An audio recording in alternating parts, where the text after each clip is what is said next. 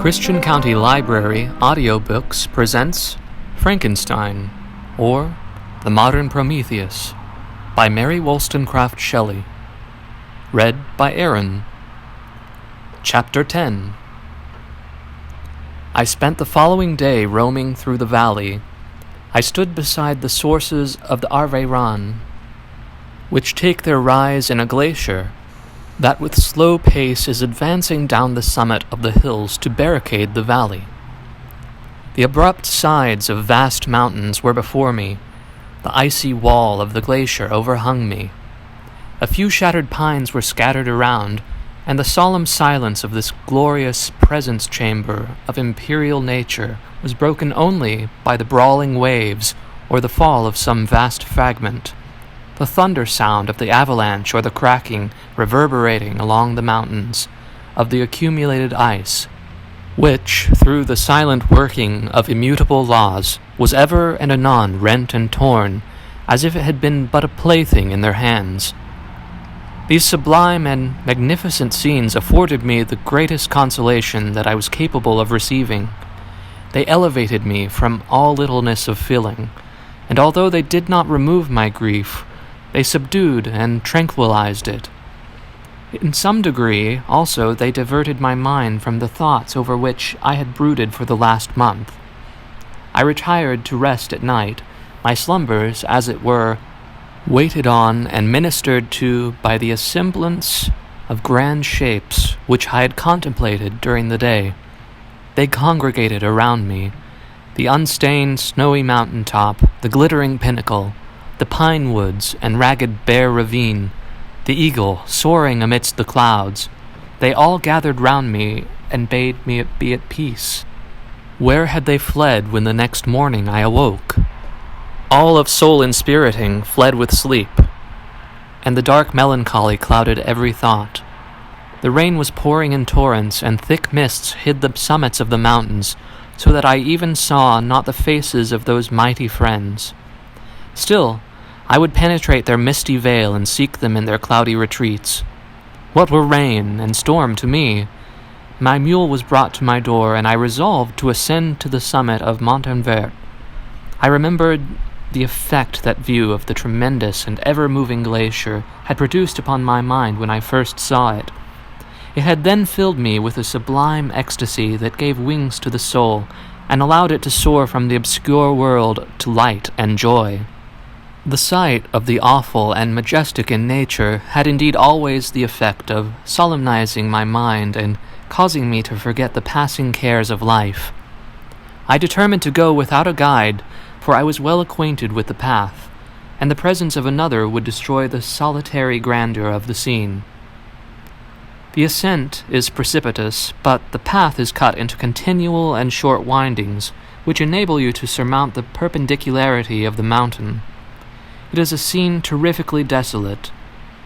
In 1,000 spots the traces of the winter avalanche may be perceived, where trees lie broken and strewed on the ground, some entirely destroyed, others bent, leaning upon the jutting rocks of the mountain, or transversely upon other trees. The path, as you ascend higher, is intersected by ravines of snow, down which stones continually roll from above. One of them is particularly dangerous, as the slightest sound, such as even speaking in a loud voice, produces a concussion of air sufficient to draw destruction upon the head of the speaker. The pines are not tall or luxuriant, but they are somber and add an air of severity to the scene. I looked on the valley beneath.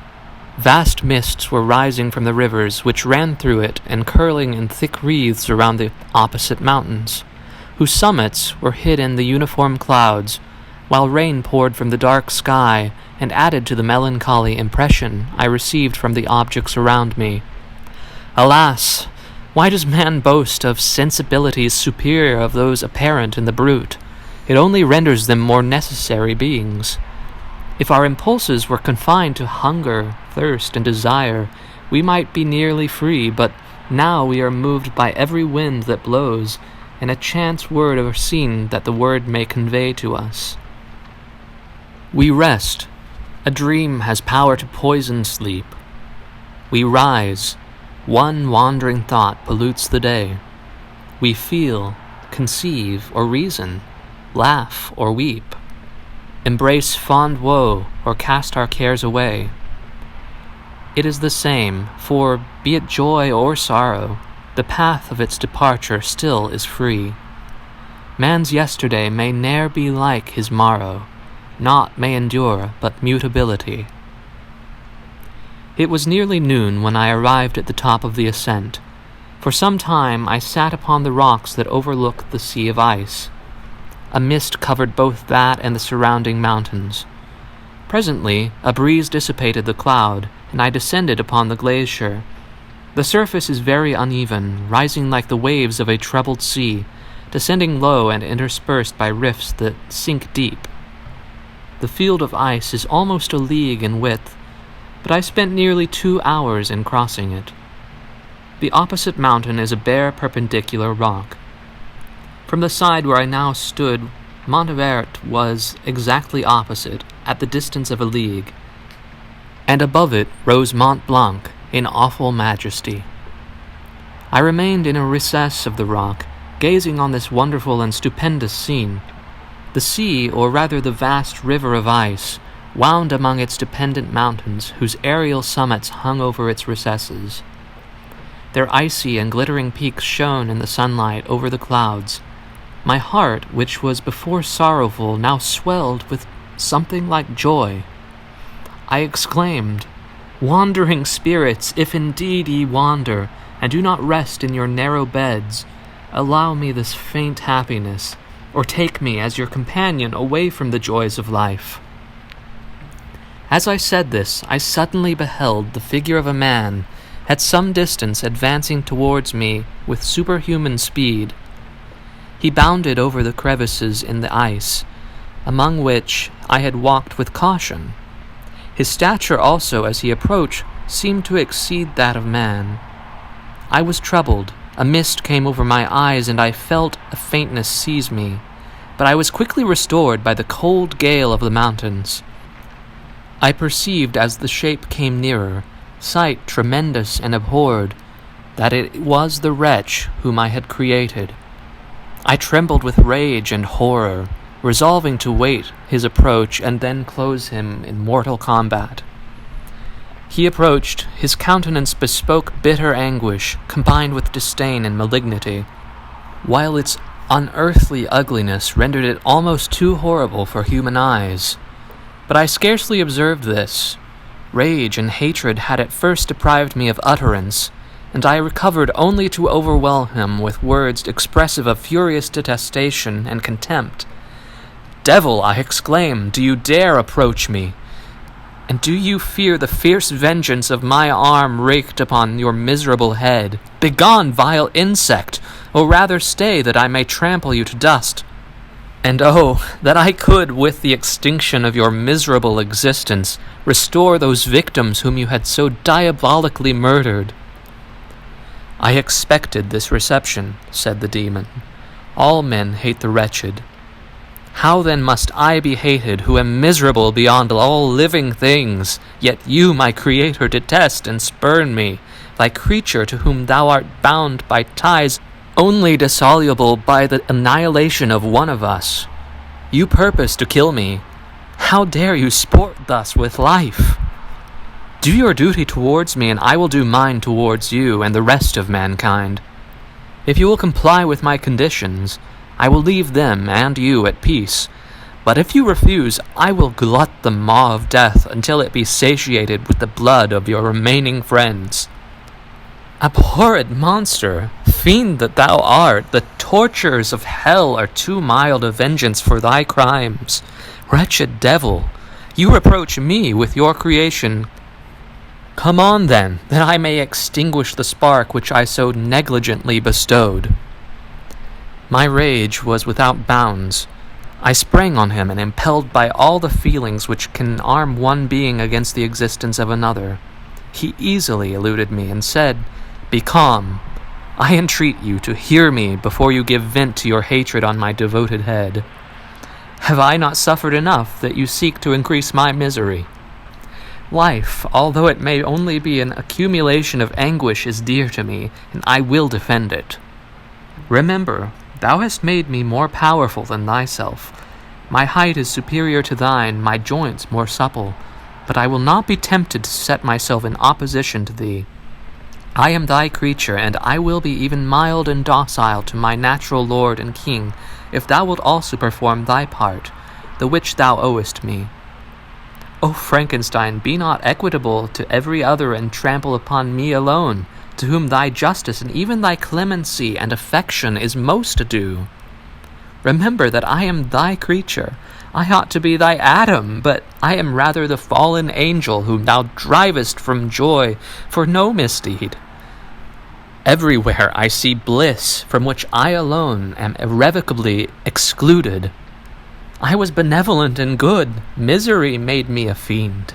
Make me happy, and I shall again be virtuous. Begone, I will not hear you. There can be no community between you and me. We are enemies. Begone, or let us try our strength in a fight, in which one must fall. How can I move thee? Will no entreaties cause thee to turn a favorable eye upon thy creature, who implores thy goodness and compassion? Believe me, Frankenstein, I was benevolent. My soul glowed with love and humanity. But am I not alone? Miserably alone. You, my creator, abhor me. What hope can I gather from your fellow creatures who owe me nothing? They spurn and hate me. The desert mountains and dreary glaciers are my refuge. I have wandered here many days. The caves of ice, which I only do not fear, are a dwelling to me, and the only one which man does not grudge. These bleak skies I hail, for they are kinder to me than your fellow beings. If the multitude of mankind knew of my existence, they would do as you do, and arm themselves for my destruction. Shall I not then hate them who abhor me? I will keep no terms with my enemies. I am miserable, and they shall share my wretchedness.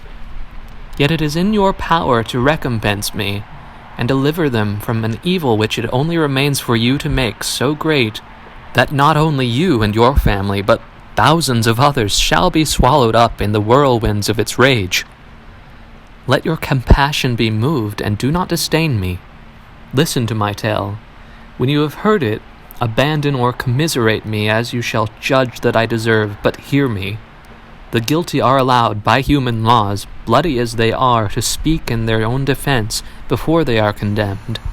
Listen to me, Frankenstein. You accuse me of murder, and yet you would, with a satisfied conscience, destroy your own creature.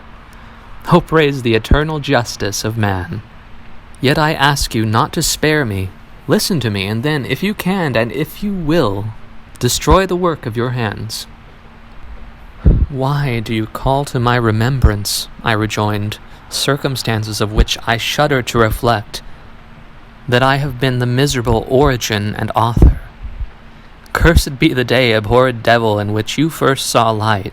Cursed, although I curse myself, be the hands that formed you. You have made me wretched beyond expression. You have left me no power to consider whether I am just to you or not. Begone, relieve me from the sight of your detested form. Thus I relieve thee, my creator, he said, and placed his hated hands before my eyes, which I flung from me with violence. Thus I take from thee a sight which you abhor. Still, thou canst listen to me and grant me thy compassion. By the virtues that I once possessed, I demand this from you. Hear my tale. It is long and strange, and the temperature of this place is not fitting to your fine sensations. Come to the hut upon the mountain. The sun is yet high in the heavens, before it descends to hide itself behind your snowy precipices and illuminate another world. You will have heard my story and can decide. On you it rests whether I quit forever the neighborhood of man and lead a harmless life, or become the scourge of your fellow creatures and author of your own speedy ruin. As he said this, he led the way across the ice. I followed. My heart was full, and I did not answer him, but as I proceeded, I weighed the various arguments that he had used and determined at least to listen to his tale. I was partly urged by curiosity, and compassion confirmed my resolution. I had hitherto supposed him to be the murderer of my brother, and I eagerly sought a confirmation or denial of this opinion. For the first time also, I felt what the duties of a creator towards his creature were, and that I ought to render him happy before I complained of his wickedness. These motives urged me to comply with his demand. We crossed the ice, therefore, and ascended the opposite rock. The air was cold, and the rain again began to descend. We entered the hut, the fiend with an air of exultation, I with a heavy heart and depressed spirits. But I consented to listen, and seating myself by the fire which my odious companion had lighted, he thus began his tale.